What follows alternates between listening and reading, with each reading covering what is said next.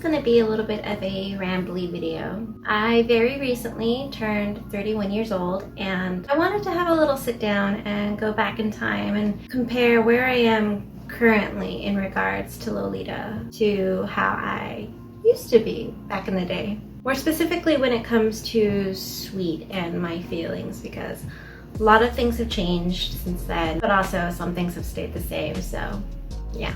So to recap everything, I pretty much from a very young age always had this idea of Lolita being a thing in Japan, and this was because of manga, which I started reading at a very, very young age. Like at that time you had to go to a very specific bookstore. You couldn't just go to Barnes & Noble or Borders, rest in peace.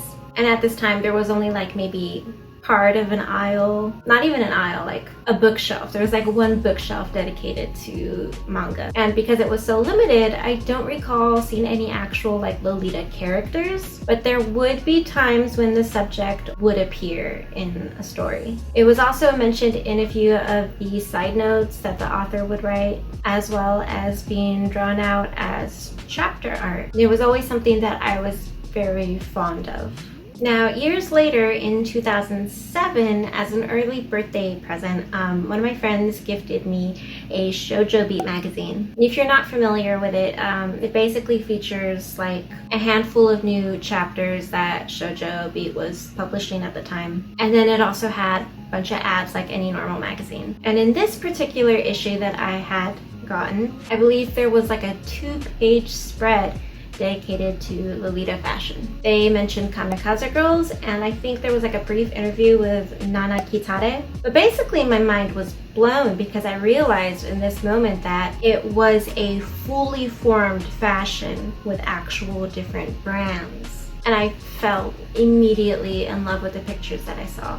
Of course, it was a very different time period to where it is now. Prints were just starting to popularize, but mostly there was like a lot of florals and stuff. The pastels were more muted, and probably actually saw green happening.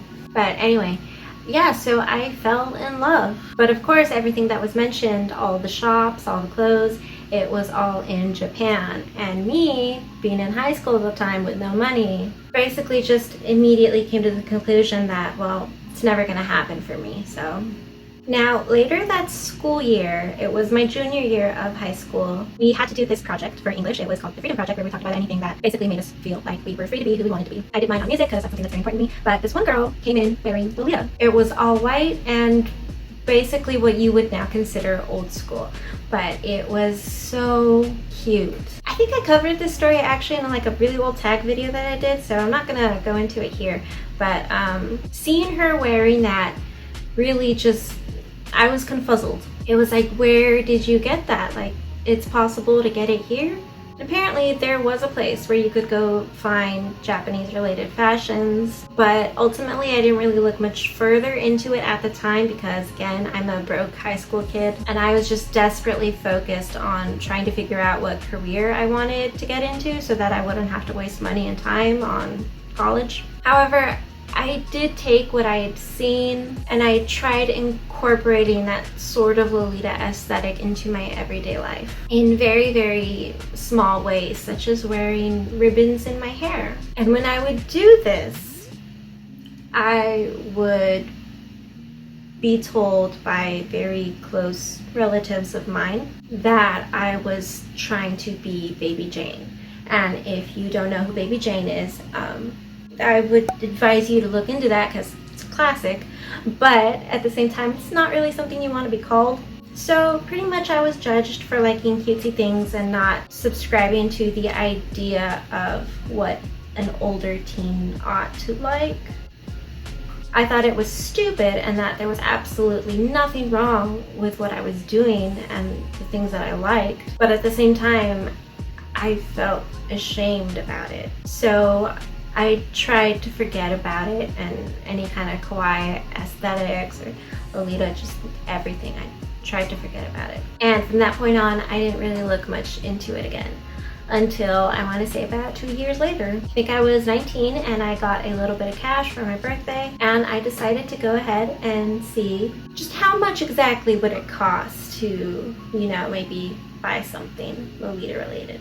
And that was the summer that I fell right down the rabbit hole. I learned all about the brands. I finally watched Kamikaze Girls. I learned that there was this large community on LiveJournal, a site that I had been using almost on a daily basis for the last however many years. And of course, I also learned about how expensive it was. Now, there were options like Bodyline, which at the time back then was so much more cheaper than it is now. Like, I see dresses now off Bodyline being sold for like $50 plus. Back then it was $20 brand new, so.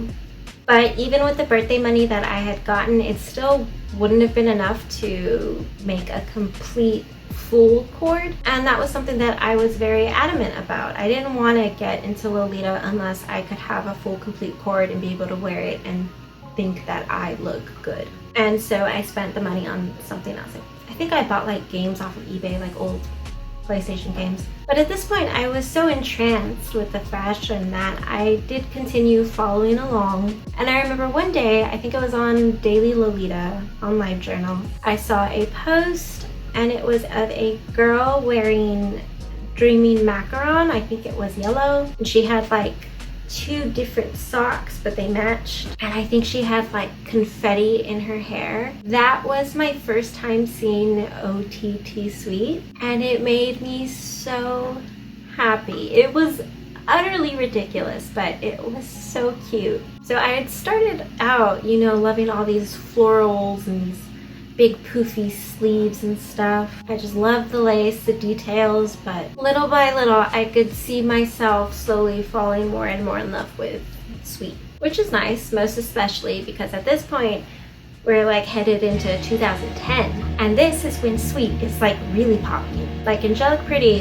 is taking over Baby the Stars Shine Bright in popularity. The Pastel Vomit is really starting to shine. The two-toned pigtailed wigs are the thing, and somehow everybody has a drawer of Fairy K accessories to just throw on their head at once. It was a bit for me, but I did still love it. And at some point, I did end up letting certain family members know about this thing that I really love. And they pretty much thought that it was childish, or that it was like people trying to pretend to be someone else that they weren't, which of course isn't the case at all. At the time, there really was no convincing, so I didn't bother trying. But I once again started incorporating like little tiny things into my everyday life. And I was able to get myself some cheap petticoats. I got a sewing machine for like my birthday next year, so I started hand making my own skirts and stuff. I figured out how to make accessories for myself, but it just wasn't really enough, and I didn't really have any references to compare it to, because this is something that I realize now that I wish I had realized back then, at least for me. When you have like, and it can be any brand, but when you have any brand like in your actual hands and you're seeing how it's constructed, the kinds of materials that are being used, it really helps. Like, it gives you this idea of what something ought to be, especially as a beginner starting out making your own things. But yeah, I tried doing my own thing for a time, and I'd get frustrated because it never turned out the way that I would hope that it would. So then I just stopped after that, and I just kept watching and making plans and watching releases and stuff, and looking at pictures and getting inspired and just dreaming basically about this lifestyle that I wanted to live. And this went on until I was 24, because when I was 24, my life was in a rather interesting state. I came to the point where I realized that realistically, this probably wasn't going to happen for me. Like, the idea of being able to put money aside to be able to save for this when there's so much other stuff to take care of, it wasn't gonna happen. So from that point on, I tried to stay off of Tumblr. I stopped keeping up with any releases. My love for Lolita never died, but I had basically given up the idea of ever being able to own anything. However, 2 years later, when I was 26, my circumstances in life had changed entirely. I was living on my own with a full-time job, and I did have money to set aside and do fun stuff with it. So one random day, I went ahead and I checked Closet Child, and I saw Toy Fantasy listed. And that particular print,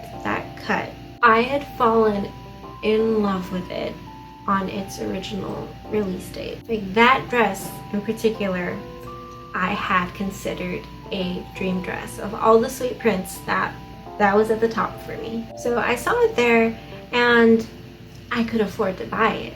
But the question was, did I really want to? Because it was a lot of money. For a first-time buyer, buying something, it's a lot of money. Moreover, I don't even know if I really want to get into Lolita. So do I want to pay that much for something that I might not like? Plus, it's like super sweet. How am I gonna make it work when I'm like closer to 30 now than I am to 20? So I ended up closing Closet Child and I opened up Lace Market, which had been around for a while at this point, and I just went searching for something that was maybe a little bit more my style now, because I had evolved from the sweet. I got really sick of seeing super over-the-top sweetness. I wanted something much softer, and that's when I came across Dramatic Rose and I bought it. If I was gonna get into Lolita, I wanted that to be the dress that I first started out with. Getting that first piece of brand or Lolita in the mail, inspecting it in person, seeing all the little details, because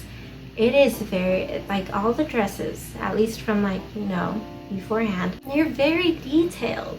It was a one piece, so I remember being so nervous about it fitting, but it fit me perfectly. And as soon as that dress was on my body, I knew that that was something that I really, really wanted to continue doing. However, I did end up going back to Closet Child to buy Toy Fantasy, but it was gone and I was sad. But I figured, I'm getting older anyway, I really don't need it. So from that point on, as a Lolita, I tried really hard to stick with more classic or at least toned down pieces. But every time I would see a good deal on a sweet print, I would snatch it up. This also did include Toy Fantasy. I got that rather quickly. Yay! But I would feel guilty about doing this because I felt like I am getting older. I need to focus on more mature things that I can like actually wear and feel comfortable wearing. Why?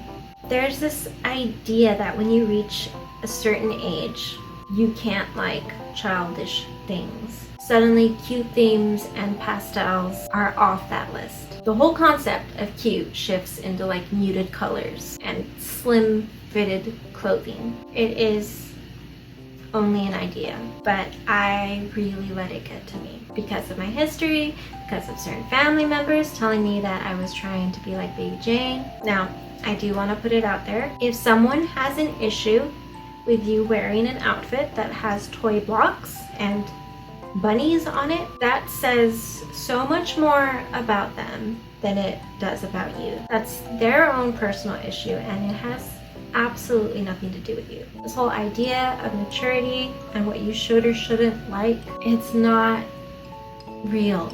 Despite knowing this, back then, I still felt very weird about continuing to buy sweet stuff until I hit 30.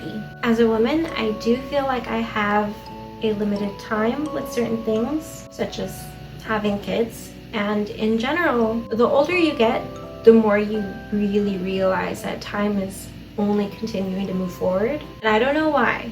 I don't know why I was at this age, but I refuse to let this idea of adulting stop me from doing what makes me happy. That being said, I will admit I don't see myself wearing Lolita up until like the end of my life. In fact, I'm honestly pretty sure that like once I have kids, my priorities will change. And that's not to say that you can't be a mommy and a Lolita at the same time. I've seen it done. Totally great.